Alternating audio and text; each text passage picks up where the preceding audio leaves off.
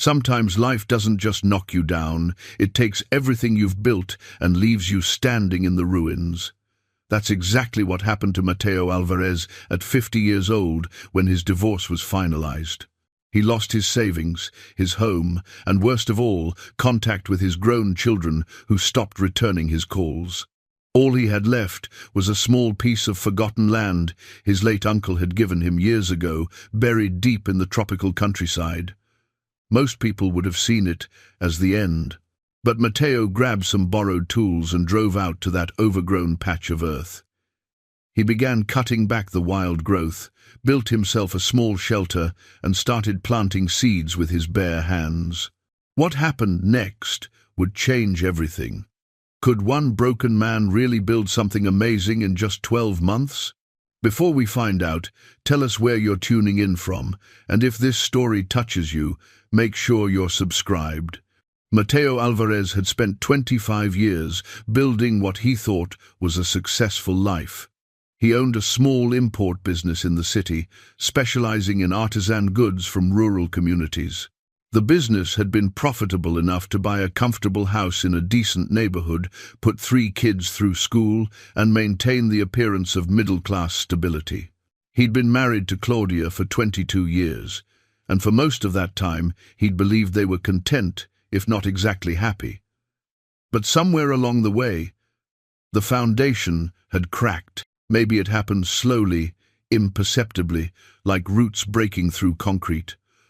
Or maybe the cracks had always been there, hidden beneath the daily routines and polite conversations. The last 2 years of the marriage had been particularly hard. Claudia had grown distant, spending more time with her book club friends, taking weekend trips that Mateo wasn't invited to join. He'd buried himself deeper in work, telling himself that providing for the family was the same as being present for them. The divorce papers arrived on a Tuesday morning. Even though he'd known it was coming, seeing his name on those documents felt like a physical blow. The proceedings that followed were brutal in their efficiency. Claudia had already consulted a lawyer, already made plans. She'd found someone else, a retired accountant named Ernesto, who had time for long walks and afternoon coffees, all the things Mateo had been too busy to offer. Their 3 children, Gabriela, 26, and working as a nurse, Andres, 23, and finishing university, and Sofia, 20, still finding her way, had taken their mother's side. Not overtly, not with declarations or confrontations, but through silence. Phone calls went unreturned, text messages sat unread. The rejection was clean and complete, as if the past 26 years had been erased with a few legal signatures. The settlement took almost everything. The house went to Claudia. It was only fair, the mediator said, since the children still visited her. Mateo's business had been struggling, and after legal fees and the division of assets, his savings account was nearly empty. At 50 years old, he found himself packing his belongings into his aging pickup truck with nowhere to go and no one waiting for him. That's when he remembered the land. 15 years ago, at a family gathering, his uncle Ramon had pulled him aside. Ramon had been in his 70s then, a wiry man with sun-weathered skin and calloused hands. He'd lived most of his life in the countryside, farming a small plot and living simply. At the gathering, surrounded by cousins and second cousins, Ramon had pressed a folded document into Mateo's hands. "This is for you," Ramon had said, his voice quiet but firm. 5 acres in the hill country, about 4 hours from here. Not much to look at now, but it's good land, been in our family for generations. Mateo had been puzzled. "Uncle, I can't accept this. What about your children?" Ramon had shaken his head. "They've got their own lives in the city. Don't want anything to do with farming or country living. But you, I see something in you, mijo. You work hard, but you're not connected to anything real. Sometimes a man needs earth under his feet to remember who he is." At the time, Mateo had smiled politely, thanked his uncle, and tucked the deed away in a drawer. He'd been too busy expanding his business, too focused on quarterly profits and supplier relationships. The land was just an abstraction, a piece of paper representing something he'd never seen and didn't need. Ramon had died 5 years ago, his funeral attended by dozens of people whose lives he'd touched. Mateo had been there, of course, but he'd left early to handle a business emergency. He'd forgotten about the land entirely until now, sorting through his remaining possessions in a storage unit, when he'd found the deed in an old filing box. The document was yellowed and creased, but the property description was clear. 5 acres in the municipality of Valverde, accessible by a dirt road off the main highway. Mateo had stared at that paper for a long time, sitting on a box in the storage unit, surrounded by the dismantled pieces of his former life. He had nowhere else to go.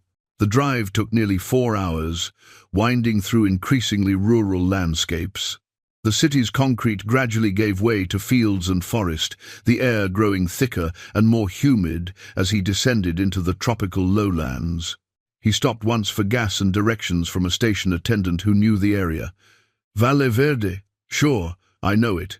Keep going another hour, you'll see the turnoff." Not much out there, just some small farms and jungle. The dirt road was worse than Mateo had imagined, rutted and overgrown. His truck bounced and jolted, branches scraping against the sides.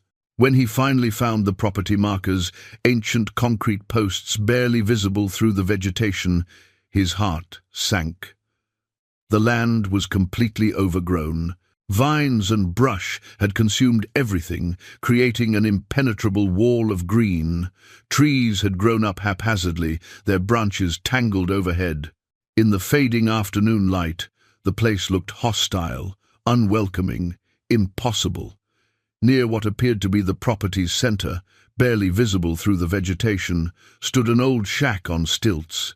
The structure was maybe 12 feet by 12 feet, with weathered wooden walls and a rusted metal roof that had more holes than solid patches.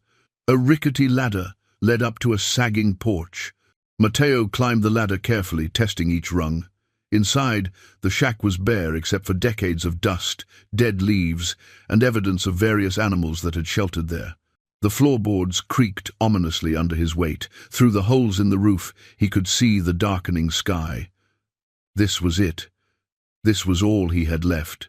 He spent his first night lying on the wooden floor, using his jacket as a pillow, listening to the overwhelming sounds of the tropical night. Insects chirped and buzzed in rhythms he'd never heard before. Something large moved through the brush below, rustling leaves and snapping twigs. In the distance, a bird or monkey, he couldn't tell which, called out repeatedly, a lonely sound that echoed his own isolation. He didn't sleep much. Instead, he lay there in the darkness, thinking about how thoroughly his life had collapsed. 25 years of work, 22 years of marriage, 3 children he'd loved, with everything he had, all of it gone. And for what? To end up alone, in a falling-apart shack in the middle of nowhere, with no plan and no future. When dawn finally came, pale light filtering through the trees and the holes in the roof, Mateo stood up stiffly and walked out onto the porch. The jungle stretched out in every direction, overwhelming and indifferent. He stood there for a long time, hands gripping the weathered railing, trying to decide what to do next. Eventually, he climbed down and walked to the edge of the property. Through a gap in the vegetation, he could see a small house, about a quarter-mile away, the nearest neighbor. He had no tools, no supplies, nothing but what he'd packed in his truck. If he was going to survive here, even temporarily, he needed help. The walk took longer than expected, fighting through undergrowth and following what might have once been a path. When he finally emerged into a cleared area, an elderly man was sitting on a wooden chair outside the small house, drinking coffee and watching the morning. "Buenos dias," Mateo called out, suddenly aware of how he must look rumpled, exhausted, desperate. The old man studied him for a moment, then nodded. "Buenos dias. You must be the new owner of Ramon's old place." "You knew my uncle?" "Everyone knew Ramon. Good man. I'm Esteban." He gestured to another chair. "Sit. You look like you could use some coffee." And so began Mateo's introduction to his new life, sitting with a stranger who had known his Uncle, drinking bitter coffee as the tropical sun rose higher, discussing the reality of what lay ahead. Don Esteban, as Mateo would come to call him, listened to the story without judgment, then offered something Mateo hadn't expected: practical help. "I've got some tools you can borrow. A machete, an axe, a shovel. Not much, but enough to start clearing. The land's been waiting a long time. It'll respond if you treat it right." That afternoon, Mateo began the work that would define the next year of his life. With Don Esteban's borrowed machete, he started cutting back the vegetation at the edge of the property, creating a small clearing near the shack. The work was backbreaking, his hands blistering within the first hour, his muscles screaming from movements his body hadn't made in decades. But there was something almost meditative about it. Each swing of the machete, each armload of cut brush dragged away, was concrete and real. Unlike the abstract world of business deals and spreadsheets, this work produced immediate, visible results. By evening, he'd cleared a space about 20 feet square, a tiny dent in the overwhelming task ahead, but a beginning nonetheless. He fell asleep that night before darkness even fully descended, too exhausted for the anxiety and regrets that had plagued him the night before. His last conscious thought was simple: tomorrow, he'd clear a little more. 3 weeks into his new life, Mateo had established a rhythm that kept him moving forward. Wake at dawn, work until the heat became unbearable around midday, rest in the shade, then work again until sunset. The clearing had expanded significantly. He now had nearly a quarter-acre of open ground near the shack, the earth dark and rich beneath the tangle of vegetation he'd removed. His body had changed in those 3 weeks. The softness around his middle had begun to disappear, replaced by a leaner, harder frame. His hands, once smooth from office work, were now calloused and scarred. His skin had darkened several shades under the relentless sun. When he caught his reflection in the truck's side mirror, he barely recognized himself. But the physical exhaustion served a purpose. It left little energy for the thoughts that wanted to consume him: memories of family dinners, his children's laughter, the comfortable routines of his old life. At night, he fell into dreamless sleep, too tired even for nightmares. Don Esteban visited regularly, always in the late afternoon when the worst heat had passed. He'd arrive with small offerings: a thermos of water, some rice and beans, once a worn book on tropical agriculture. The old man never stayed long, respecting Mateo's need for solitude, but his presence was a lifeline to human connection. On this particular afternoon, Don Esteban arrived, carrying something different, a small cloth bag that rustled as he walked. "You've done good work here," the old man said, surveying the cleared area. "But there's a problem." Mateo wiped sweat from his forehead. "What's that?" "A man who only clears is still destroying. You're taking away, not building. The land needs something from you besides removal." He held out the cloth bag. "These are seeds: tomatoes, peppers, some beans. Plant them." Mateo took the bag reluctantly. "Don Esteban, I appreciate this, but I'm not a farmer. I don't know anything about growing food. You know how to dig a hole and put a seed in it. The rest, the land will teach you." The old man's eyes were kind but firm. "Right now, you're just surviving, but a man needs more than survival. He needs to create something, to see something grow because of his care." After Don Esteban left, Mateo stood holding the seed packet, feeling its weight in his palm. The old man's words echoed in his mind. Asterisk. A man who only clears is still destroying. Asterisk. That night, unable to sleep despite his exhaustion, Mateo sat on the shack's porch and stared at the cleared earth below. The question Don Esteban had asked haunted him. Asterisk. What are you surviving for? Asterisk. He didn't have an answer. He'd been moving through each day with no thought beyond the next task, the next section to clear, the next small goal to achieve. But to what end? To clear 5 acres of jungle, and then what? Sit alone in the middle of it, waiting to die? The darkness pressed in around him, heavy with humidity and the sounds of nocturnal creatures. Somewhere in the distance, he heard thunder rumbling, the promise of rain that would come before morning. He thought about his children, wondered what they were doing at this moment. Did they ever think about him? Did they care that he'd disappeared into the countryside with no plan and no future? The pain of that rejection still cut deep, but something had shifted slightly. The constant, raw ache had dulled to something he could carry, without it overwhelming him completely. When dawn came, Mateo made a decision. He took Don Esteban's seeds and began preparing the soil in a corner of the clearing. He had no experience with this, no training or knowledge, but he worked slowly and carefully, following half-remembered instructions from the agriculture book Don Esteban had loaned him. He dug shallow trenches, spaced them according to the book's diagrams, and placed seeds at regular intervals. His movements were uncertain, awkward. He had no idea if he was doing it correctly, if the spacing was right, if the seeds were too deep or too shallow. But he covered them with soil, patted it down gently, and watered the rows with buckets hauled from a nearby stream. As he worked, an unexpected memory surfaced. Years ago, when Andres was maybe 7 or 8, they'd planted flowers together for Mother's Day. Mateo had been impatient, rushing through it to get back to work emails, but Andres had been so careful, so deliberate with each small plant. "We have to be gentle, Papa," he'd said seriously. "They're alive." Mateo's hands stilled in the dirt. When had he stopped being gentle? When had everything become about efficiency and productivity rather than care and attention?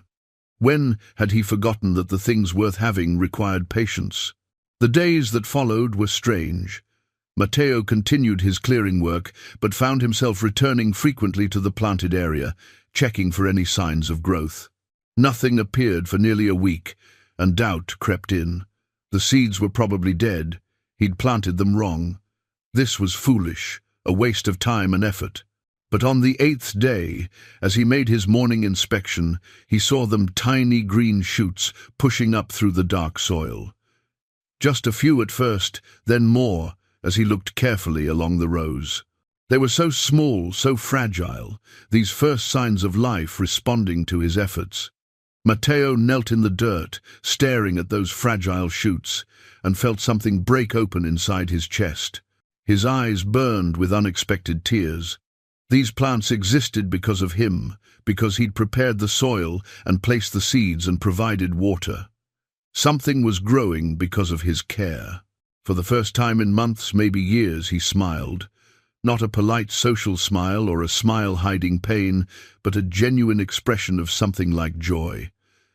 That afternoon, he began planning a larger garden. Don Esteban's book described companion planting, natural pest control, water conservation techniques. Mateo read it carefully, taking notes in a worn notebook he'd found in his truck.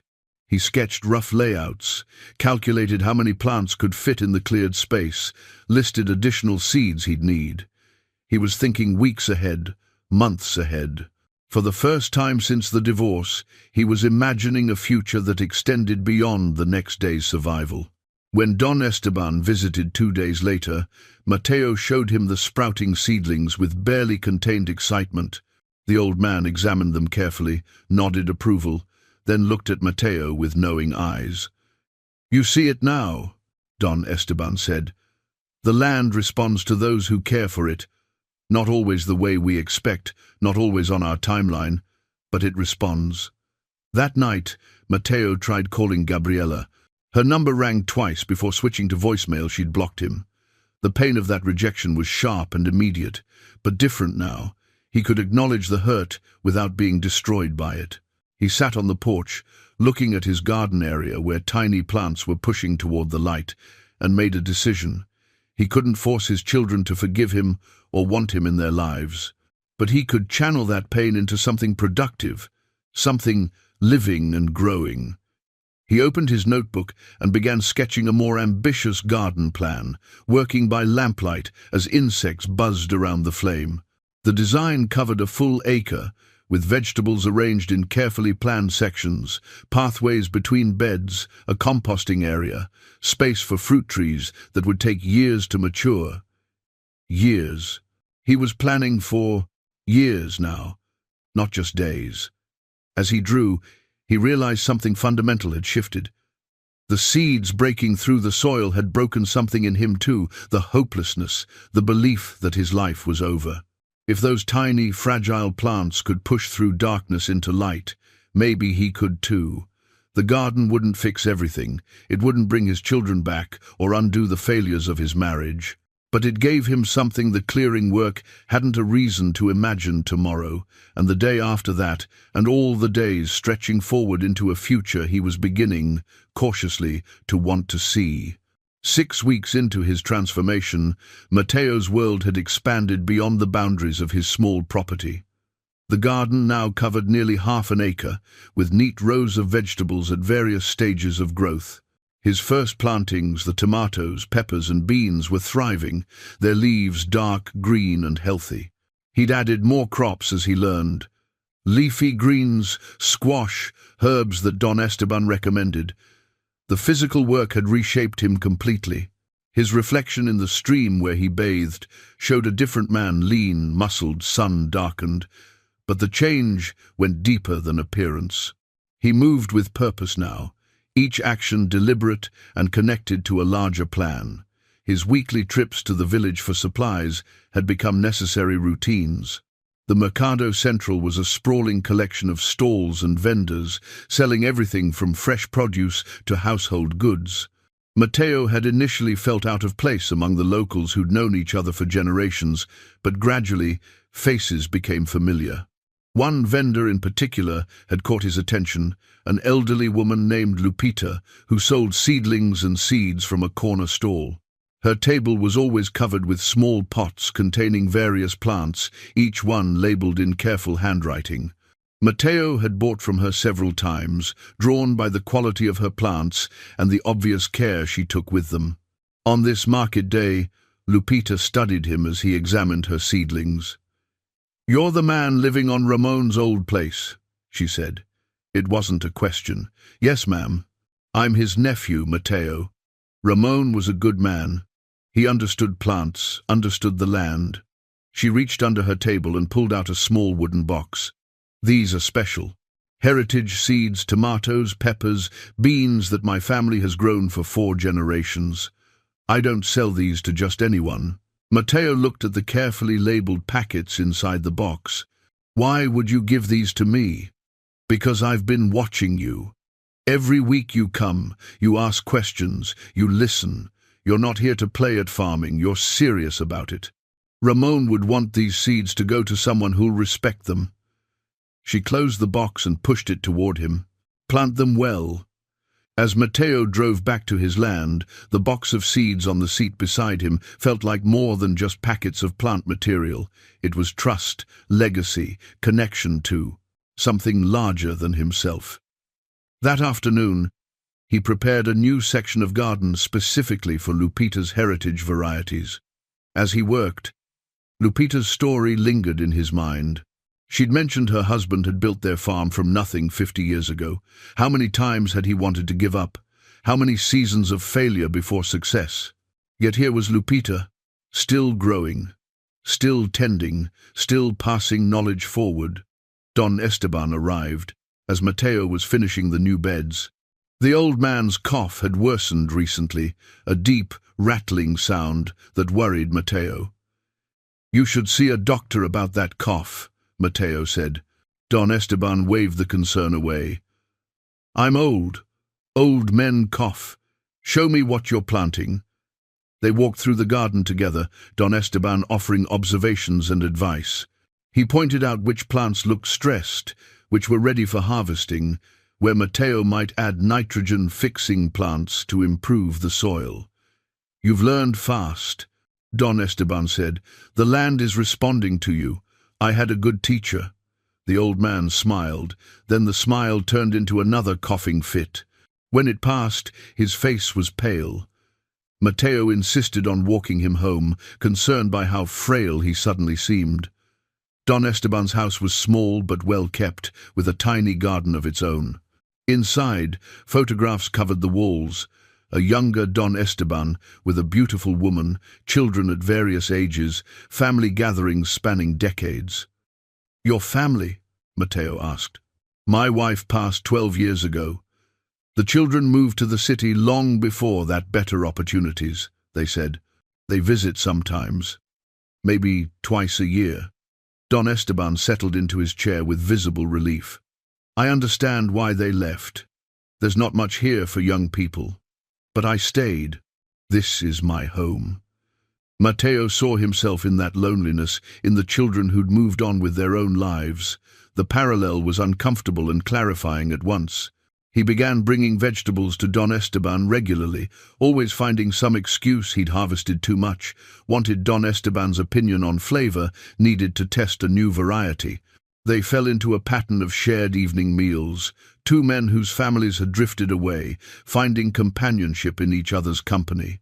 The garden continued to expand. Mateo had begun composting, creating rich soil from kitchen scraps and garden waste. The cycle fascinated him, how death and decay became the foundation for new growth. There was something profound in that process, something that felt relevant to his own life. His next challenge emerged as the garden grew: water. The nearby stream was adequate for current needs, but hauling buckets multiple times daily was exhausting and inefficient. He needed a better system. He spent several days researching rainwater catchment, sketching designs, calculating volumes. The rainy season would arrive soon. If he could capture and store that water, the garden would have reliable irrigation year-round, using salvaged materials from a demolition site in the village, old gutters, plastic barrels, PVC pipe. Mateo began constructing a collection system. The work was challenging, requiring skills he didn't have, but learned through trial and error. Felipe, a young man from the village, stopped by one afternoon and watched him struggling with the installation. "You're doing it wrong," Felipe said bluntly. "The angle's off. Water won't flow properly." Mateo straightened, frustrated. "You know how to do this better. My father was a plumber before he died. I learned some things." Felipe studied the setup. "Want help?" Together, they rebuilt the system correctly. Felipe's knowledge combined with Mateo's determination, and by evening they had functional water collection feeding into 3 large barrels. "Why are you doing all this?" Felipe asked as they worked. "This is a lot of effort for a garden." Mateo considered the question. "Because I need to. Because it's the only thing that makes sense anymore." Felipe nodded slowly. "My father used to say, work makes the world solid under your feet." After he died, I understood what he meant. The first harvest came 6 weeks after those initial plantings. Mateo picked ripe tomatoes, peppers and beans, filling a basket with produce he'd grown himself from seed. The abundance overwhelmed him far more than one person could eat. He distributed vegetables to Don Esteban, to Lupita at the market, to Felipe's family. The joy on their faces, the genuine gratitude, stirred something in Mateo.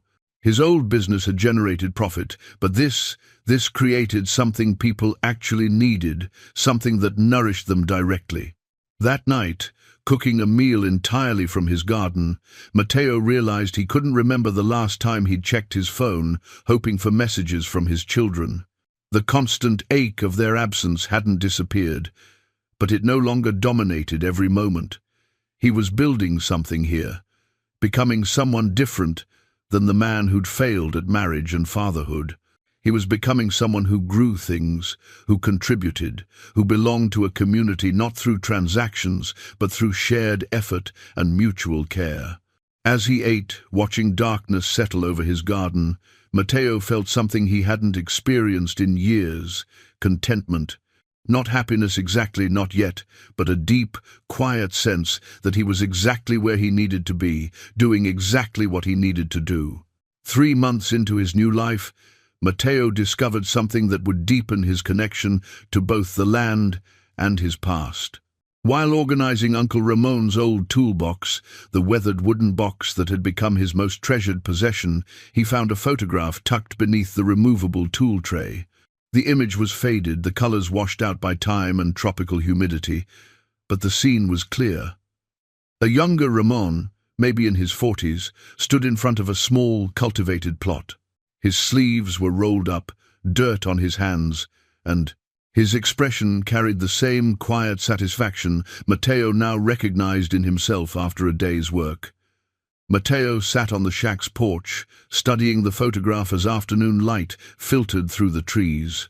The resemblance between them was striking: the same strong nose, the same set to the jaw, the same calloused hands shaped by physical labor. But more than physical similarity, there was something in Ramon's eyes that Mateo understood now in a way he never could have before. The peace that comes from working with the earth, from creating rather than consuming. He remembered a family gathering years ago, long before the land gift.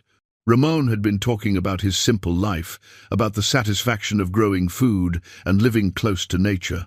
Mateo, ambitious and busy building his business, had smiled politely, but internally dismissed it as the romantic notions of an old man who'd never understood modern life. Now, holding this photograph, Mateo felt shame at his younger self's arrogance. Ramon hadn't been naive or backward. He'd understood something fundamental that Mateo was only beginning to grasp. The garden had grown beyond what Mateo had initially imagined possible. His half-acre plot now included dozens of vegetable varieties, herbs, both culinary and medicinal, and young fruit tree saplings that wouldn't bear for years, but represented faith in a future he'd be here to see. He'd begun composting seriously, creating rich, dark soil from kitchen scraps, garden waste, and manure from a neighbor's goats. The transformation fascinated him: how refuse became resource, how death fed life. Every time he turned the compost pile, aerating it and watching steam rise from its decomposing heart, he thought about his own transformation. Like the compost, he'd broken down completely. And like the compost, perhaps that breaking down was necessary for something new to grow. His understanding of the garden's ecology deepened daily. He noticed which plants attracted beneficial insects, which repelled pests, how certain combinations thrived while others struggled. The garden was teaching him to observe, to pay attention, to respond to what he saw rather than imposing preconceived plans. One morning, Padre Tomas appeared at the garden's edge. The village priest was a compact man in his 60s, with kind eyes and hands that showed he wasn't afraid of work. "I've been hearing stories about the city man who's growing vegetables," Padre Tomas said. "Thought I should see for myself." Mateo showed him around, explaining the layout and his plans for expansion. The priest listened carefully, occasionally asking questions that revealed his own knowledge of agriculture. "My father was a farmer," Padre Tomas explained. "I grew up doing this work before I felt called to the priesthood. But I've always believed there's something sacred in it, cooperating with creation, helping things grow." They sat on the bench Mateo had built under a large shade tree, and their conversation drifted from gardening to deeper matters. "You came here broken," Padre Tomas said gently. "That's what people say, a man who lost everything." Mateo nodded. "That's accurate. But look at what you're building. God often strips us bare to show us what we're made of. Not as punishment, but as revelation." Mateo wasn't religious, hadn't been to church since his children were small, but something in the priest's words resonated. "I don't know if God had anything to do with it. I just didn't have anywhere else to go." Maybe that's exactly the point. Sometimes we need to lose all our other options before we find the one that was meant for us all along. After Padre Tomas left, those words stayed with Mateo. Had this been meant for him all along? Not the divorce, not the loss, but this land, this work, this transformation. Perhaps Ramon had seen something in him that he'd been too blind or too busy to see in himself. Don Esteban's health continued to decline. The cough persisted, and he'd grown noticeably thinner. Mateo brought him vegetables and soups, but knew his amateur remedies were inadequate. Don Esteban refused to see a doctor, waving away Mateo's concerns. "I'm 83 years old," the old man said. "Doctors can't fix that." Mateo tried using some of the medicinal herbs Lupita had taught him about: teas for coughs, poultices for chest congestion.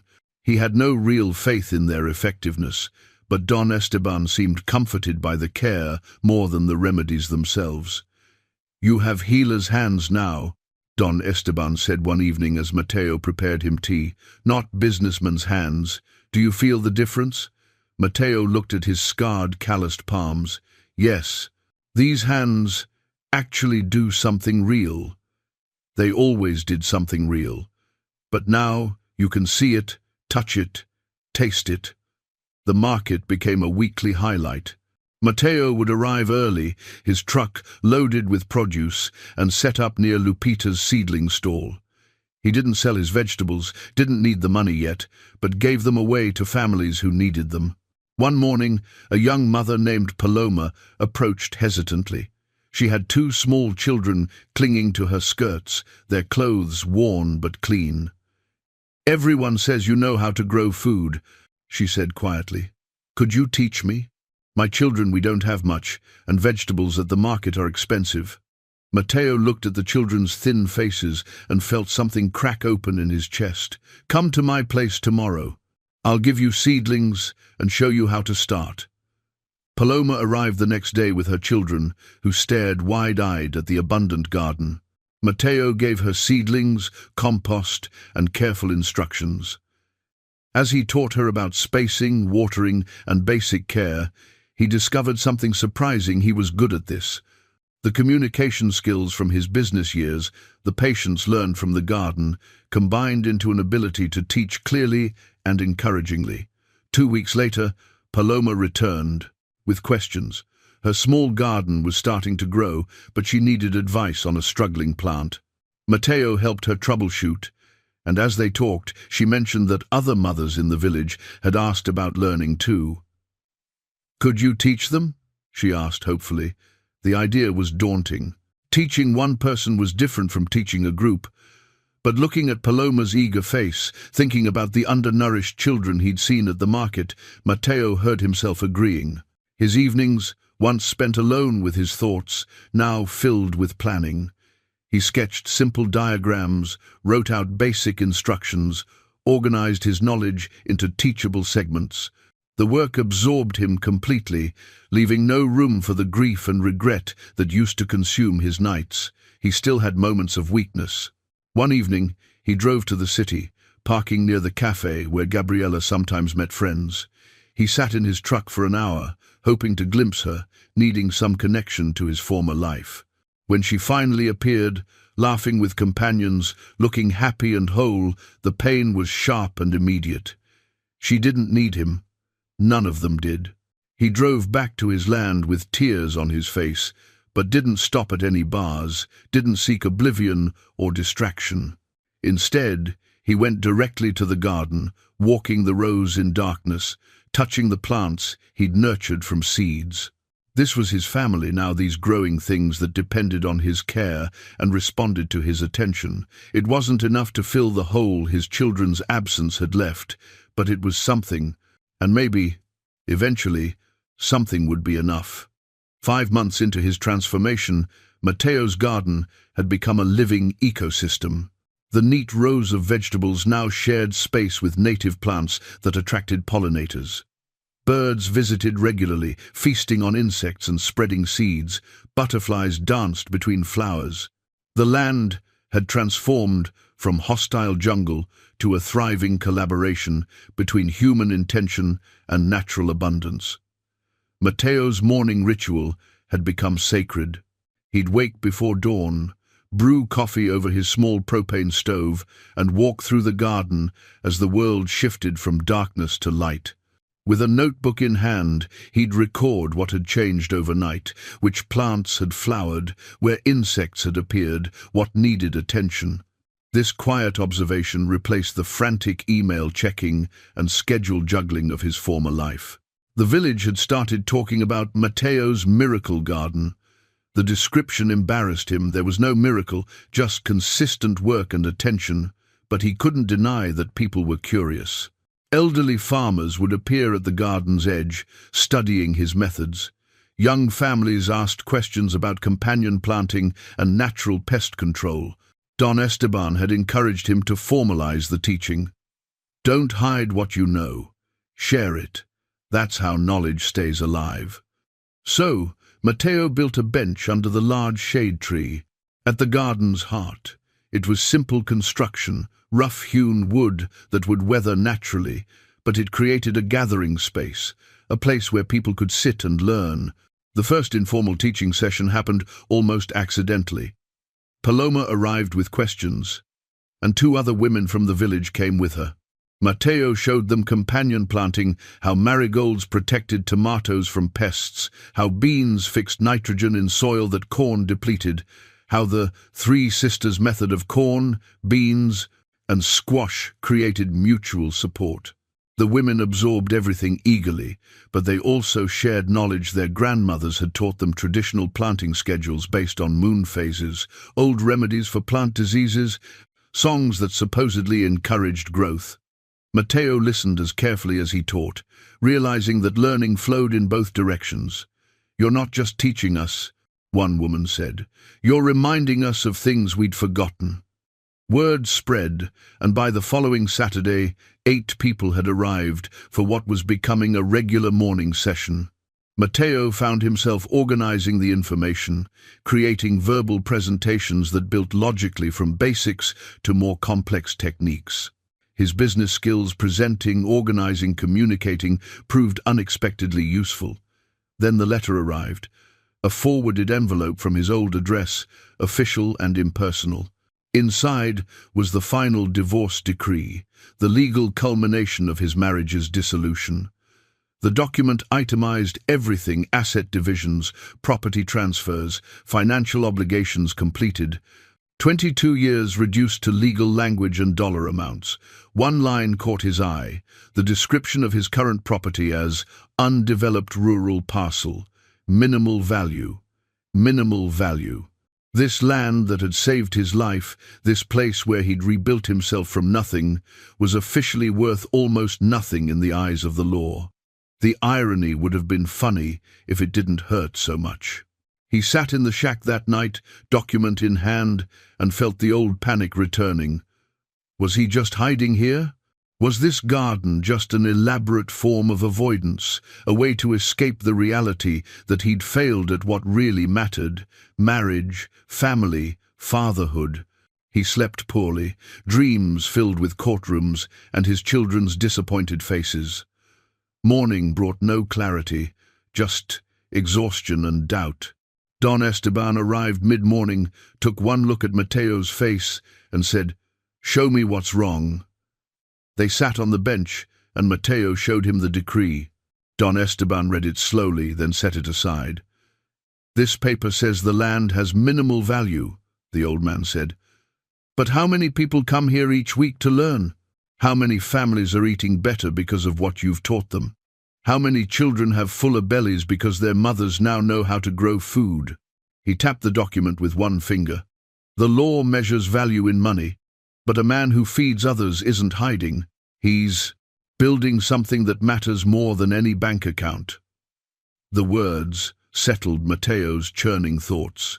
He looked at his garden, at the abundance growing there, at the gathering space he'd created, at the evidence of his own hands' work, and felt the panic recede.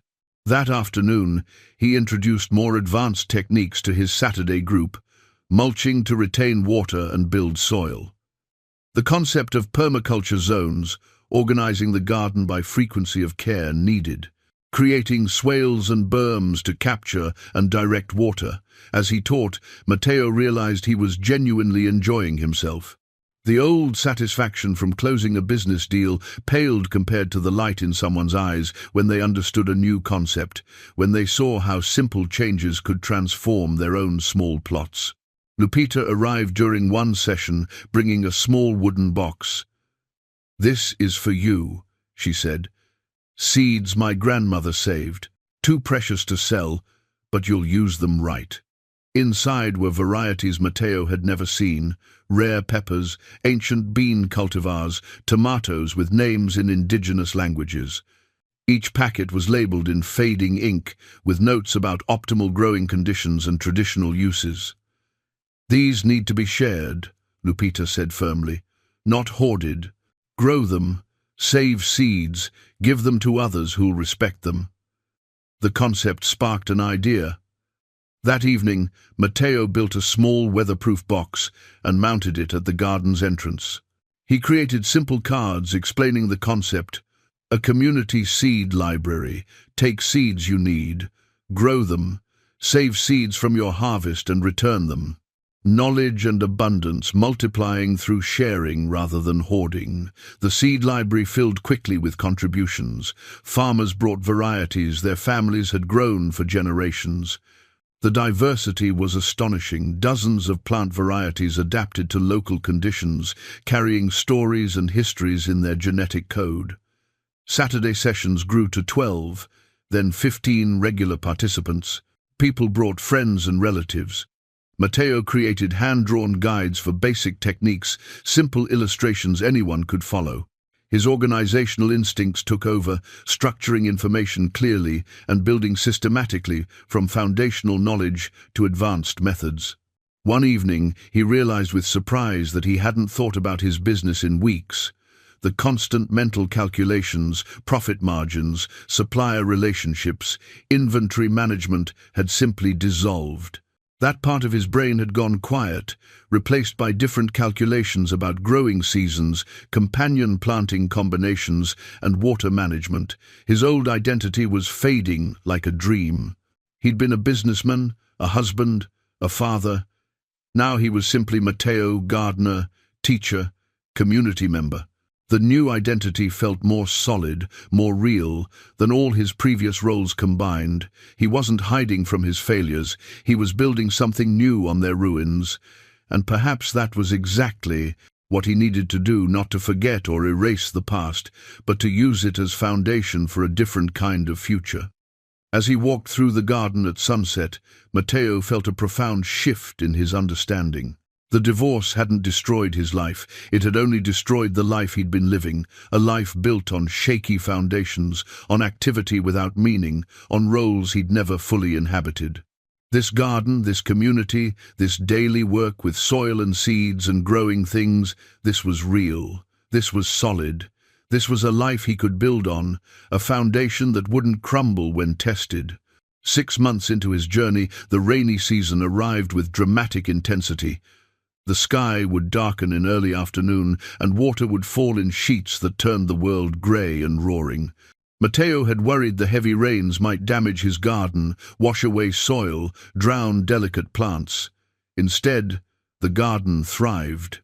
The swales and berms he'd constructed directed water exactly where needed, preventing erosion while ensuring deep soil saturation. The mulch he'd spread protected plant roots and kept soil from washing away.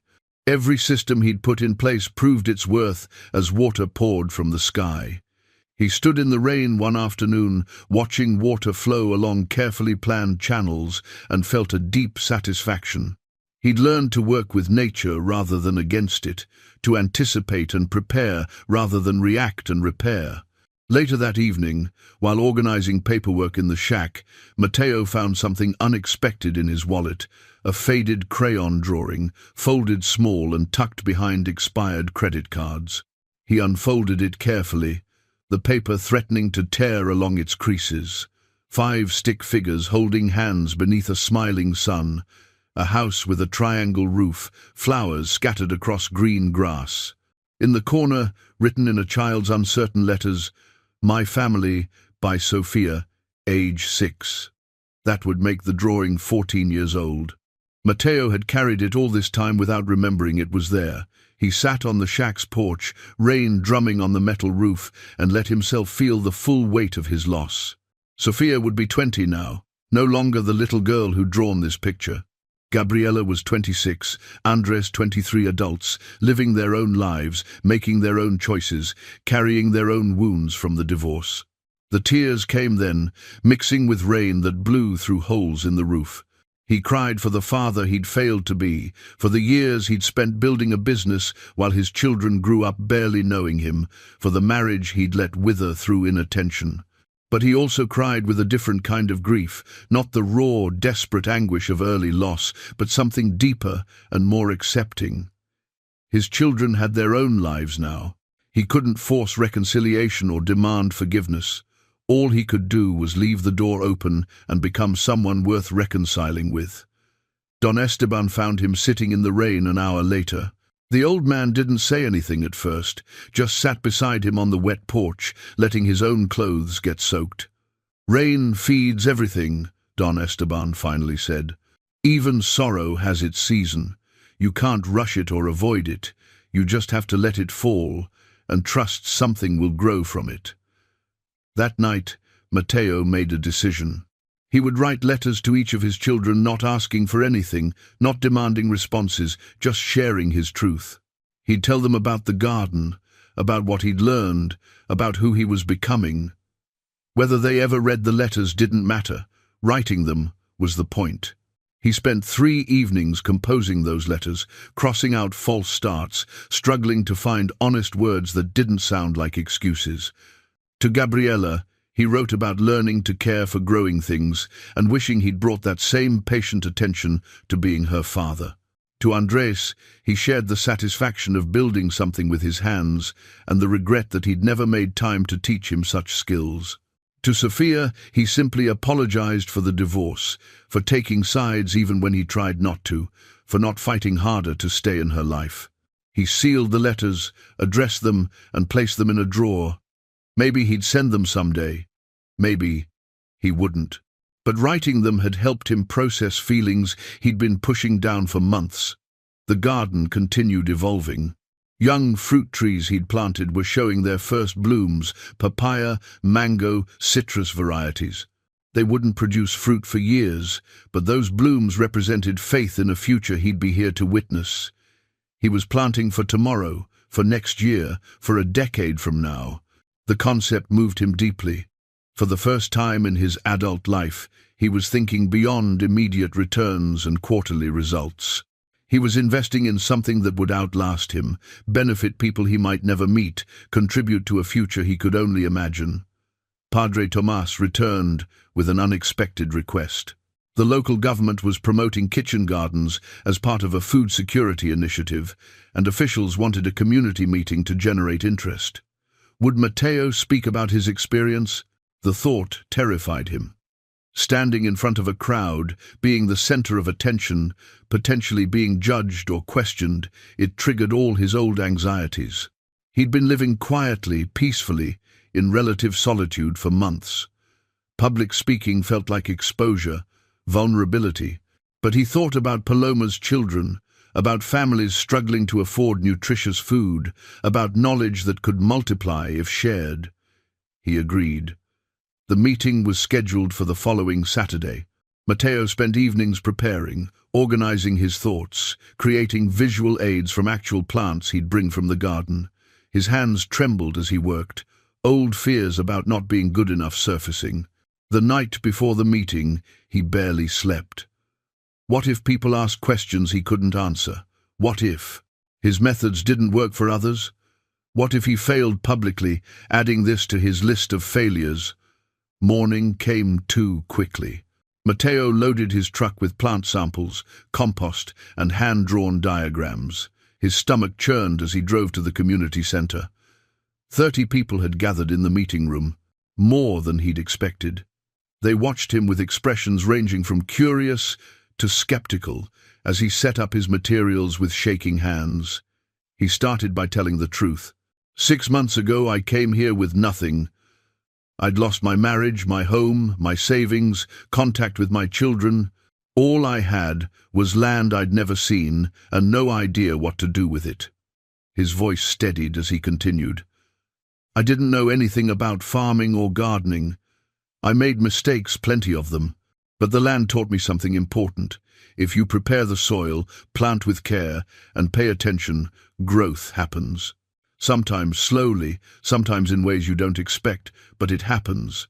He demonstrated techniques with the plants he'd brought, explaining companion planting, composting, water management. He showed his failures alongside his successes, the plants that had died, the methods that hadn't worked, the lessons learned through error. "The garden taught me more than I taught it," he concluded. "It taught me patience, observation, and that growth takes time. It taught me that starting with nothing doesn't mean you'll end with nothing." The questions came rapidly after that. People wanted to know about specific plants, how to start with limited space, whether certain methods would work in different soil types. Matteo answered as best he could, admitting freely when he didn't know something. After the formal session, several people approached with more questions. A young man named Felipe asked if he could work with Matteo to learn properly. "I was just laid off from the factory," Felipe explained. "I have a family to support and no job prospects. But if I could learn to grow food, maybe teach others, that could be something." Matteo hesitated. He'd been enjoying his solitude, the freedom to work at his own pace without responsibility for anyone else. Taking on a student meant commitment, accountability, the risk of disappointing someone else. But he remembered the people who'd helped him. Don Esteban, Lupita, the entire community that had welcomed a stranger. He'd been given chances when he had nothing to offer. "Come tomorrow morning," Matteo said. "We'll see how it goes." 7 months into his new life, Matteo woke to a different kind of morning. Felipe had become a dedicated student, arriving at dawn and working alongside him with quiet determination. The young man learned quickly, asked smart questions, and brought energy that balanced Matteo's more methodical approach. Their partnership had developed into comfortable collaboration. The garden had reached peak productivity. Vegetables grew in abundance, more than Matteo and his small circle could consume. He'd started regular donations to families in need, and the Saturday teaching sessions now drew 20 regular participants. Life had found a rhythm that felt sustainable, even peaceful. Then the stranger arrived. Matteo was showing Felipe proper pruning techniques when he noticed a man in clean slacks and a button-down shirt picking his way carefully along the garden path. Everything about him, the polished shoes, the leather briefcase, the way he held himself apart from the dirt, signaled he didn't belong here. "Good morning," the man called out. "I'm looking for Matteo Alvarez." "That's me." Matteo set down his pruning shears, wiping soil from his hands. "Excellent. I'm Guillermo Vasquez, from the County Development Office. Just doing routine property assessments in this region." He pulled out a tablet and stylus. "Mind if I look around?" 4. Something in the man's casual tone set off warning bells, but Matteo couldn't refuse without seeming suspicious. "Go ahead." Vasquez walked through the garden, taking photos with his tablet, making notes, occasionally measuring distances with a laser tool. He stopped frequently, capturing images of the structures Matteo had built: the water collection system, the tool shed, the small guest cabins Felipe had helped construct. "Quite an improvement to the property," Vasquez said, smiling. "You've increased the land value substantially." Those words landed like a stone in Matteo's chest. Land value. He watched the assessor photograph the garden's most developed sections, document every structure and improvement, and felt growing unease. "This is just routine?" Matteo asked. "Completely routine. County reassesses all properties every few years. With the regional development happening, we're updating valuations across the area." Vasquez closed his tablet. "You'll receive official documentation in about a week. Have a good day." After he left, Felipe looked at Matteo's troubled face. That didn't sound good. "No," Matteo agreed. It didn't. The official envelope arrived 6 days later. Matteo opened it with trembling hands, already knowing what he'd find, but hoping he was wrong. "Property tax assessment notice." The words blurred as his eyes jumped to the crucial number. His annual property tax had increased by 400%. The new amount exceeded his entire remaining savings. He read the justification. Based on substantial property improvements and regional development trends, Assessed value, revised from minimal agricultural to improved residential agricultural. Everything he'd built, every structure, every cultivated bed, every improvement that made the land livable and productive had been counted against him. By making the place valuable to himself and his community, he'd made it expensive to keep. Matteo sat on his porch, document in hand, feeling the world tilt. He couldn't afford this tax. Even if he found work, with no formal income history, no bank would give him a loan, and the amount would only increase. Each year, as development continued, he'd lose everything. Again. That evening, he drove to Don Esteban's house and showed him the assessment. The old man read it slowly, his face growing grim. "This is happening everywhere," Don Esteban said. "3 of my neighbors sold last year. Developers made big offers and people needed the money. But it's changing everything." He coughed, the sound rattling and wet. "There's a coastal resort development planned about 10 kilometers from here. Land values across the entire region are skyrocketing. What am I supposed to do? I can't pay this." "I don't know, mijo, but I know you can't be the only one facing it." Matteo spent the next 2 days researching. Don Esteban was right, a massive development project was transforming the coast. Luxury resorts, golf courses, private beaches. Property values were exploding, and with them, taxes. Small landholders were being systematically priced out, forced to sell to developers who consolidated properties into large holdings. It was a pattern he recognized from his business days, economic pressure applied strategically to force desired outcomes. The government wanted development, wanted the tax revenue and jobs that came with resort construction. Small farmers and simple living didn't fit that vision. Word spread quickly through the village. When Matteo arrived for Saturday's teaching session, he found 20 concerned faces waiting. "We heard about the tax assessment," Paloma said. "What are you going to do?" "I don't know yet. I'm looking at options, but—" his voice broke. "I might not be able to stay." The community's response was immediate and overwhelming. People offered what they had, small amounts of money, labor, help with appeals. It was touching but insufficient. The gap between what they could contribute and what he needed was too large. Padre Tomas suggested an idea. "What if the garden itself is the answer? You've been teaching for free, but people pay significant money for this kind of education. Eco-tourism is growing. What if you formalized it, offered courses, workshops, maybe farm stays? Use your business experience combined with what you've built here." The suggestion sparked discussion. Lupita mentioned that urban people paid substantial sums to learn sustainable living skills. Felipe volunteered to help build proper accommodations for paying students. Others offered their expertise, marketing, cooking, traditional crafts that could enhance the educational experience. But Matteo felt paralyzed by conflicting emotions. He'd come here to escape business, to find simplicity and peace. Turning the garden into a commercial venture felt like betraying everything he'd discovered. Would charging money corrupt what made this place special? Would structure and schedules destroy the organic relationships that had developed? Yet the alternative was losing everything. The garden, the community connections, the life he'd rebuilt from nothing, all of it, threatened by a tax bill he couldn't pay. That night, unable to sleep, he walked through the garden under starlight. The plants rustled in the breeze, indifferent to his crisis. They simply grew, adapted, responded to conditions. When wind blew, they bent. When rain came, they drank. When seasons changed, they transformed. Don Esteban's words came back to him. The garden teaches adaptation. Plants that resist the wind break. Flexible ones survive. Matteo had resisted change once before, clinging to a failing marriage and a business that drained him. That resistance had led to collapse. Now he faced another choice: resist and lose everything, or adapt and risk losing what made it meaningful.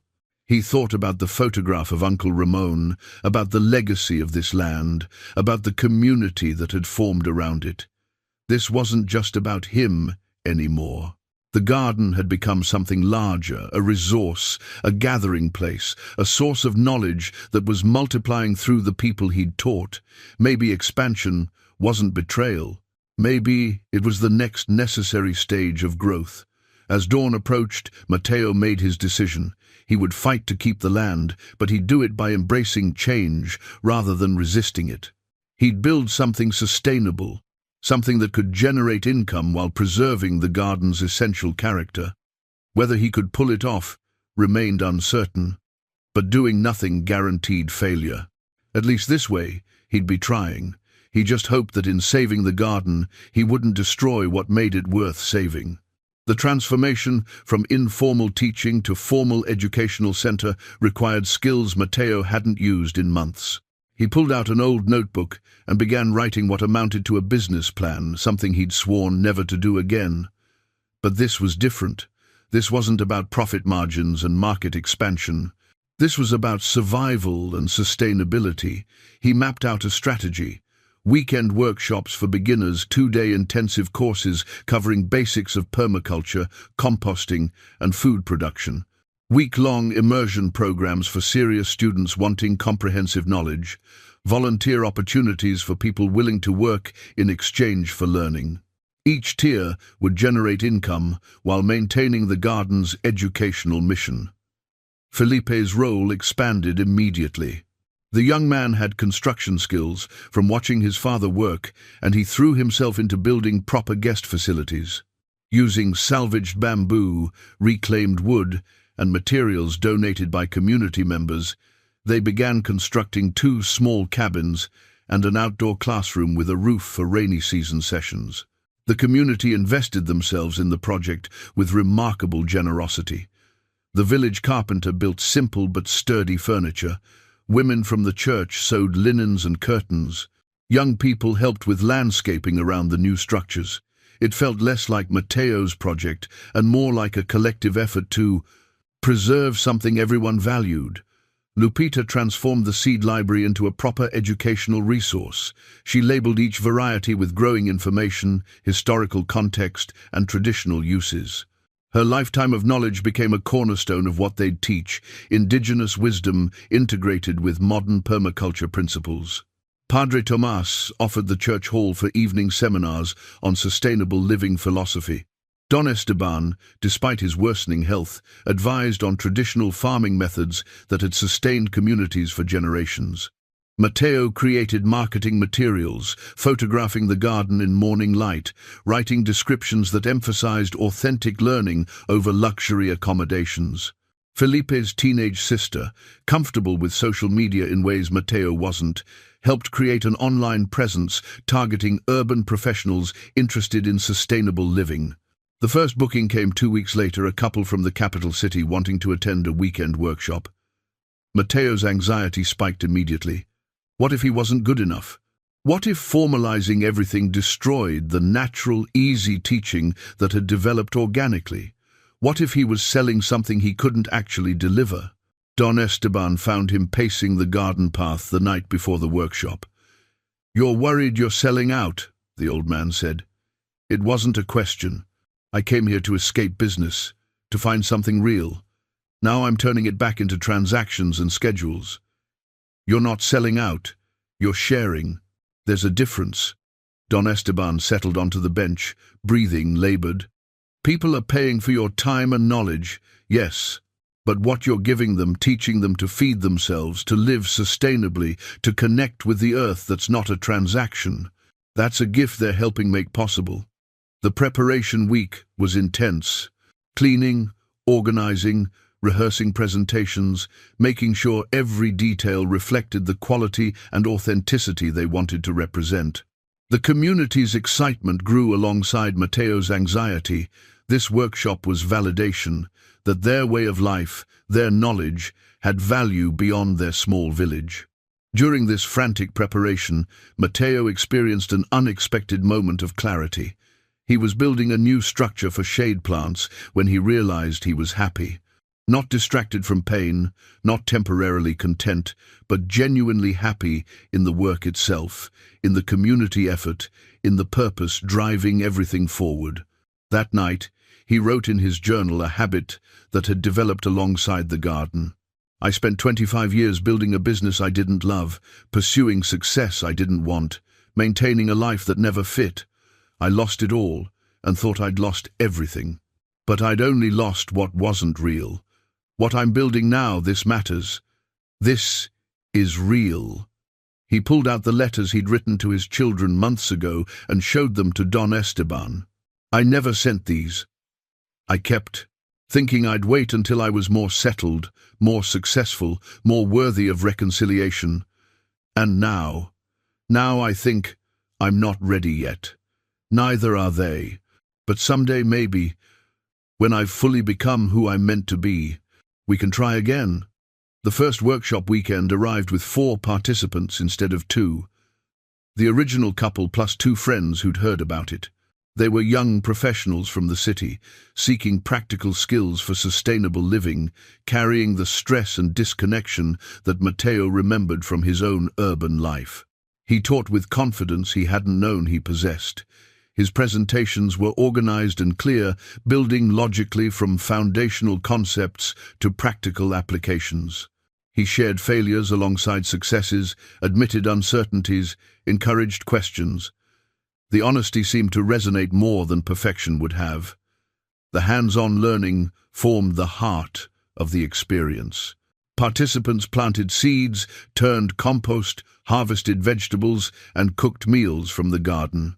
Felipe assisted, bringing youthful energy and a different teaching style that complemented Matteo's methodical approach. Evening sessions explored permaculture, philosophy, and design principles. But the real magic happened during shared meals with villagers.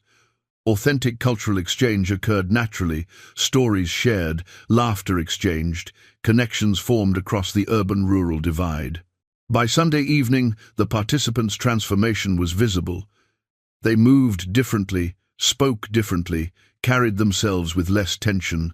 The weekend had given them more than gardening skills. It had provided a glimpse of a different way of being. Their feedback was overwhelming. All 4 committed to returning and bringing friends. One asked about longer volunteer opportunities, wanting to spend a month learning comprehensively. But the financial reality remained sobering. The workshop income was significant, but insufficient. Matteo needed consistent bookings, multiple revenue streams produce sales at farmers' markets, value-added products like dried herbs and preserves, expanded workshop schedules, private consulting for people wanting to design their own gardens. 3 months until the tax deadline. The pressure was constant and exhausting, yet momentum was building. Bookings increased as word spread.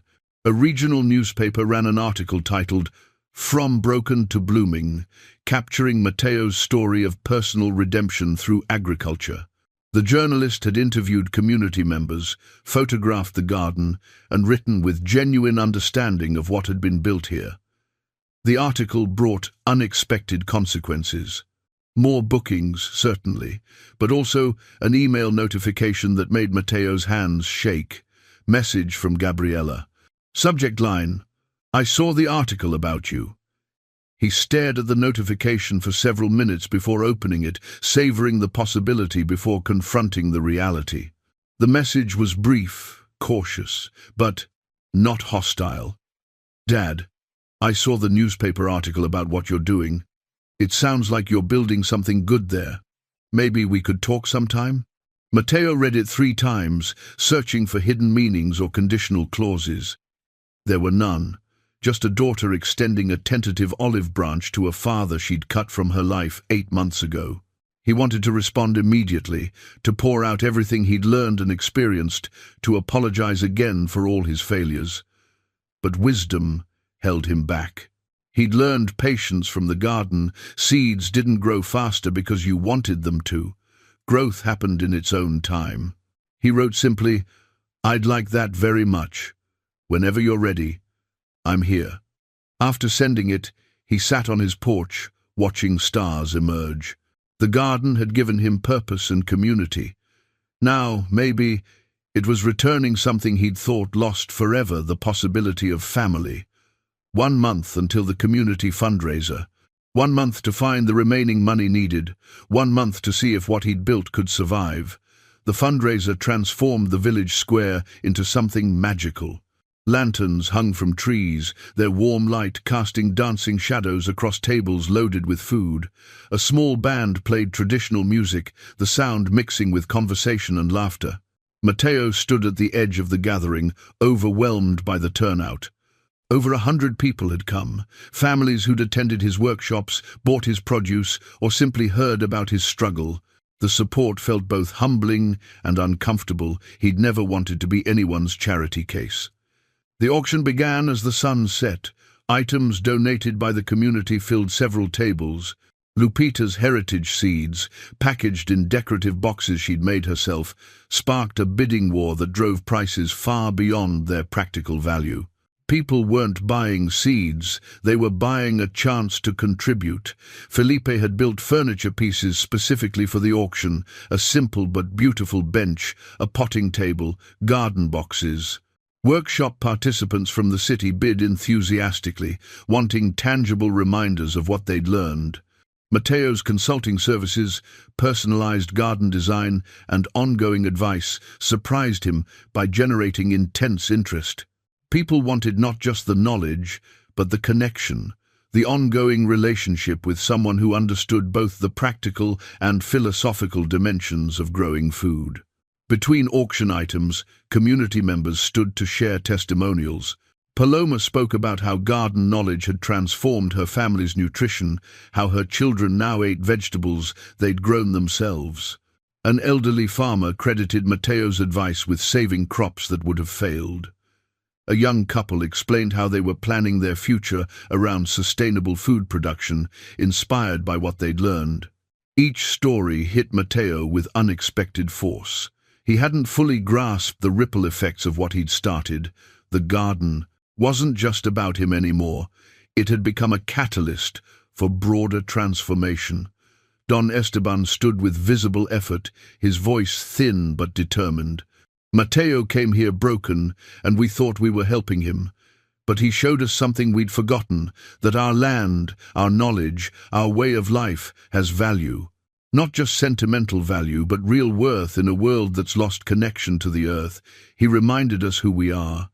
The standing ovation that followed brought tears to Matteo's eyes. He'd spent 6 months feeling like the recipient of charity, the stranger who'd been welcomed despite having nothing to offer. But these people saw it differently. They saw contribution, leadership, something worth preserving. When the auction concluded and donations were tallied, the result was substantial but still short of what he needed. The gap was smaller now, maybe 30%, but it remained unbridgeable through community contributions alone. People apologized as they left, frustrated they couldn't give more. Matteo thanked each one genuinely. They'd given what they could, and more importantly, they'd shown him he mattered to them. Padre Tomas approached as others departed. The church wants to contribute from our emergency fund. It's not everything you need, but it's significant. Father, I can't accept that. The church needs those resources for real emergencies. This is an emergency. Losing you would devastate this community. What good is our mission if we don't use our resources to preserve something truly valuable? The church contribution closed more of the gap, but $2,000 still remained. 1 week until the tax deadline. Matteo sat alone in his garden that night, accepting what seemed inevitable. He'd given his best effort, and it wasn't enough. The land would be lost. But looking at what he'd built, the thriving ecosystem, the structures, the community connections, he felt an unexpected peace. He'd found what mattered. Even losing it couldn't erase what he'd learned and become. The knock on his cabin door came late the following evening. The woman standing there looked vaguely familiar, maybe 35, professional clothing, confident bearing. "Matteo? I'm Veronica. I attended your first workshop a few months ago." He remembered then one of the original participants, quiet but intensely engaged. "Of course. What brings you here?" "I've been thinking about your situation, the tax assessment, the fundraiser. I have a proposal." They sat at his small table, and Veronica explained. She directed a sustainable agriculture non-profit focused on establishing educational demonstration sites. She'd been looking for a flagship location somewhere authentic, with proven methods and community integration. "Your center could be that model," she said. "Not just for this region, but potentially replicated elsewhere. My organization can provide investment, not charity, but actual partnership. We cover the tax payment and operational capital. You maintain control of daily operations and teaching. We document what works, create training materials, and help others establish similar centers. Revenue gets shared to sustain everything." Mateo's immediate reaction was resistance. Partnership meant less control, accountability to others, the risk of losing what made this place special. "I understand your hesitation," Veronica said. "You came here to escape complexity. But consider this isn't about building another business.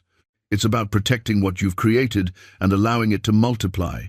Your authenticity is exactly what makes this work. I'm not here to change that. I'm here to help sustain and scale it." She left a contract for him to review, no pressure for immediate decision. But the tax deadline loomed. That night, Mateo walked his garden paths in darkness, seeking clarity. Every question led to the same insight. Nothing in nature grows alone. Mycorrhizal networks connect trees underground. Companion plants support each other. Even his garden thrived because of relationships with Felipe, with the community, with everyone who contributed knowledge and effort. His old life had failed because he'd built it on isolation and control. This new life succeeded because of connection and collaboration. By dawn, his decision was clear. He would trust again, build with others rather than alone, accept that growth sometimes meant accepting help. He signed the contract that morning. The tax payment was made that afternoon. The land was secure. The future, uncertain as always, at least existed. The partnership implementation began immediately. Veronica arrived with a small team, not corporate consultants, but people who understood agriculture, education, and community development. They spent days walking the property, observing workshops, interviewing community members. Their approach was respectful, seeking to enhance rather than replace what already worked. Felipe was offered a full-time position as operations manager. The salary meant he could support his family while continuing to learn and teach. The pride on his face when Mateo told him was worth more than any business success Mateo had achieved in his previous life. Lupita became the official ethnobotany specialist, compensated for her lifetime of knowledge. She'd been sharing freely for years, never expecting payment. Now her expertise had formal recognition and value. Don Esteban's role was honorary but meaningful elder advisor, keeper of traditional methods. No physical labor required, just the wisdom he'd accumulated over 83 years. He could contribute without exhausting himself. The facility expansion proceeded thoughtfully. 3 additional cabins went up, designed to blend with the landscape. Solar panels were installed, making the center's sustainability match its teaching. Improved water systems demonstrated appropriate technology. A commercial kitchen allowed for value-added product development while maintaining health standards. The workshop schedule expanded to accommodate growing demand. They were booked solid for 6 months, with a waiting list developing. Media interest continued, magazines focused on sustainable living, ecotourism publications, even a documentary crew wanting to film the operation. Mateo struggled with the attention.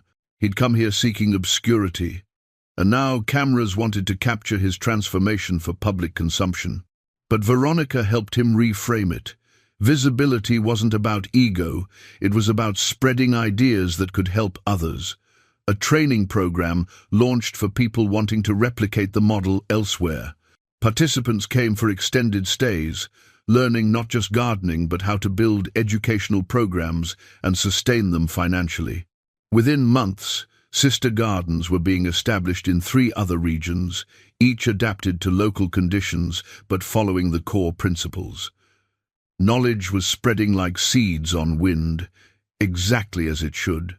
Then came the video call with Gabriella. 8 months since they'd last spoken in real time. Matteo's hands shook as he positioned his phone, finding an angle that would show the garden behind him. Her face appeared on screen older than he remembered, more mature, but unmistakably his daughter. The awkwardness was immediate and mutual. "Hi, Dad. Gabriella. It's good to see you." He gave her a virtual tour, walking through the garden with the phone, narrating what had been built. She watched with visible surprise, asking occasional questions. "I didn't know you had this in you," she finally said. "The dad, I remember, was always working, always stressed, always somewhere else mentally, even when he was physically present. The observation hurt because it was true. I didn't know I had it in me either. I had to lose everything to discover it." They talked for 40 minutes, not deep conversation, not reconciliation, but real communication. She told him about her nursing work, about relationships and career decisions. He listened without giving unsolicited advice, just being present in a way he'd rarely managed when she was growing up. "Andres asked about you," she mentioned near the end. "He's studying environmental science now. I think he'd be interested in what you're doing. He's always welcome here." Sophia's still angry. She needs more time. "I understand. I'm not going anywhere." Before disconnecting, Gabriella asked one more question. "Are you happy, Dad?" Matteo considered it honestly. "I am. For the first time in years, genuinely happy. Not because everything's perfect, but because what I'm doing matters to me." Relief crossed her face. "That's good. You deserve that." After the call ended, Matteo sat in his garden processing what had happened. Not a perfect reunion, not forgiveness granted or family restored, but a door had opened and light was coming through. The garden's annual cycle was completing. Some plants were dying back as the season changed, making space for what would come next. Others were thriving, producing abundant harvests. Seeds were being saved for the next generation of growth. The community gathered for a dinner celebrating the 1-year anniversary of Matteo's arrival. Stories were shared, remembering what the land had looked like then versus now. People credited Matteo, but he deflected. "The land did the work. I just paid attention and tried not to get in the way." Don Esteban's health had continued declining visibly. He attended the dinner but ate little, his energy clearly flagging. Afterward, he pulled Matteo aside for a private moment. "You've done something remarkable here. You brought life back to this place, reminded us what we're capable of." His voice was thin but firm. "That's enough for any man's legacy." The goodbye wasn't explicitly stated, but both men understood. Don Esteban was preparing to leave, making his peace. "Thank you," Matteo said, gripping the old man's hand. "For the tools, for the wisdom, for believing I could become something other than broken. You were never broken, just dormant, like seeds waiting for the right conditions." Don Esteban smiled. "Keep growing, Mijo. Always keep growing." That night, alone under the stars, Matteo planted a new tree, a memorial for Uncle Ramon, completing a circle. He knelt in the dark earth, placing the sapling carefully, and spoke to the uncle he'd never properly thanked. "Thank you for the gift I didn't understand until I needed it most. Thank you for seeing something in me I couldn't see in myself. I hope I've honored what you gave me." He patted soil around the roots, watering it thoroughly, securing the young tree against the night. It would grow slowly, reaching maturity long after Matteo was gone. But it would stand, a living testament to transformation, proof that from nothing, from loss and failure and despair, something beautiful could grow. 6 weeks after the anniversary celebration, Don Esteban passed away peacefully in his sleep. The entire village mourned, gathering for a funeral that celebrated a life well lived. Matteo stood at the front of the church, delivering a eulogy that came from deep in his heart. Don Esteban taught me to see value where I thought there was nothing. He showed me that land remembers those who care for it, that patience is its own kind of strength, and that wisdom comes from attention rather than ambition. He didn't just give me tools, he gave me vision. They buried him in the village cemetery, and Mateo dedicated a section of the garden to Don Esteban's memory. The bench they'd sat on together so many evenings was moved to a spot overlooking the valley, with a simple plaque, Don Esteban. He knew the land remembers. Traditional crops Don Esteban had loved were planted around the memorial corn varieties his grandfather had grown, beans that had sustained his family for generations. The garden would keep his knowledge alive through every harvest.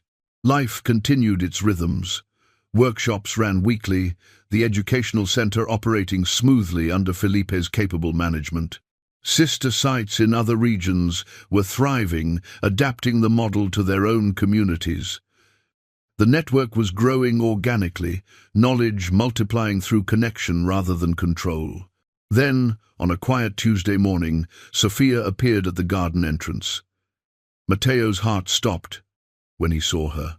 His youngest child, now 20, stood at the property edge, looking uncertain and guarded. She'd grown from the teenager he remembered into a young woman he barely recognized. Sophia. Her name caught in his throat.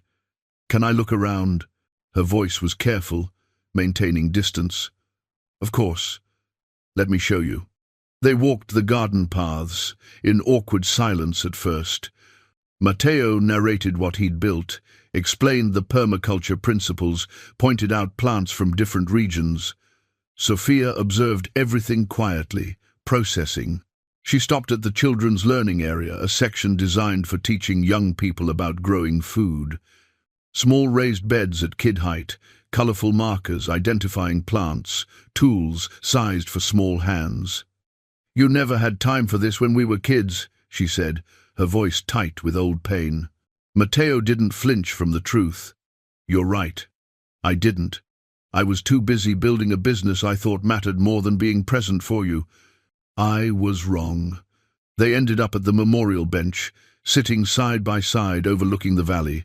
The silence stretched between them, heavy with years of hurt and absence. "I was so angry when you and Mum split," Sophia said finally. "Angry at both of you, but especially at you. You were never really there even when we were a family, and then you just disappeared completely. I know. I can't change that. I can only tell you that I understand now what I should have valued then.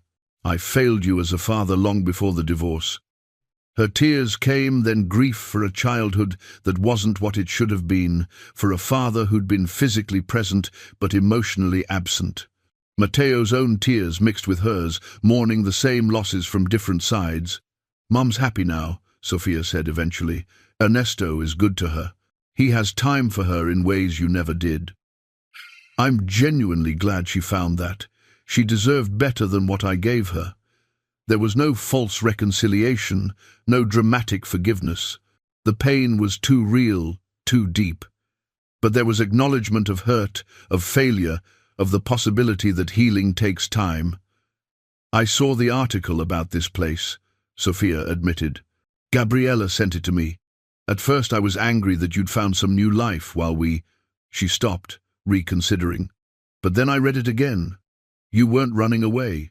You were putting yourself back together. This land saved my life. Literally. I had nothing and nowhere to go. But more than that, it showed me who I could be when I stopped trying to be who I thought I should be." Sophia stayed for dinner, meeting the community that had formed around the garden. She watched Mateo interact with students and neighbors, saw the respect and affection people had for him. The cognitive dissonance was visible on her face, this caring teacher versus the distant father she remembered. As evening fell, they walked back to her car. "I'm not ready to have you fully back in my life," she said honestly. "That's going to take time. But I'm glad you found this. I'm glad you're different now. I'm here whenever you're ready. No pressure, no expectations. Just here." The hug was brief but real. Progress measured in moments, not declarations. Weeks passed. Gabriella sent a photo of her apartment balcony, a small container garden just starting, with the caption, "Learning from the best." Andres messaged, asking to visit during university break, interested in sustainable agriculture as potential career path. The door was opening gradually, organically, without force. The final workshop of the season drew participants from 5 countries. Mateo's teaching had refined into something powerful, confident, but humble, knowledgeable, but still learning. He shared his personal story as a teaching tool, using vulnerability to create connection. During the closing ceremony, participants planted trees, a living legacy of their learning, a forest growing from shared knowledge. Each person's contribution creating ripples that would continue long after they left. That evening, alone in his cabin, Mateo updated his seed collection album. He'd been documenting varieties, successes, and lessons learned throughout the year. This record would be his gift to future growers, knowledge preserved and passed forward. He read through his journal entries, watching the year's transformation unfold in his own words. From desperation to determination to discovery. The garden story was his story, the same arc of breaking down and rebuilding differently. His final entry read, "What I thought was ending was beginning. What I thought was loss was gain.